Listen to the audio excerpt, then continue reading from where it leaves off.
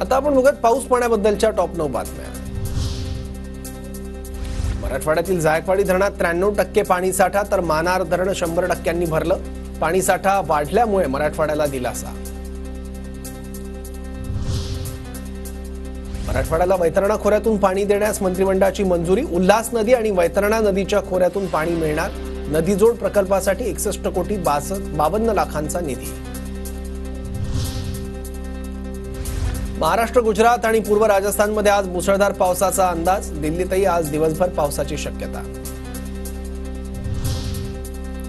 वाशिम जिल्ह्यासह रिसोड, मालेगाव, मंगरुळपीर तालुक्यात मध्यरात्री पावसाची हजेरी। सततच्या पावसामुळे नदी नाले तुडुंब।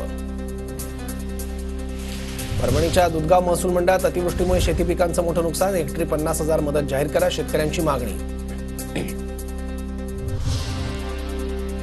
चाळीसगावचे मन्नाड धरण 48% भरलं। चाळीसगाव तालुक्यातील 22हून अधिक गावांना धरणातून सिंचनाचा तसंच पिण्याच्या पाण्याचा पुरवठा। बाप्पाच्या आगमनाच्या पहिल्याच दिवशी वसई विरारमध्ये पावसाची रिमझिम। पावसामुळे वातावरणात गारवा। चाळीसगावच्या तितूर नदीवरील तिरंगा पुलावर खड्ड्यांचं साम्राज्य। खड्ड्यांमुळे वाहनधारकांची तारांबळ।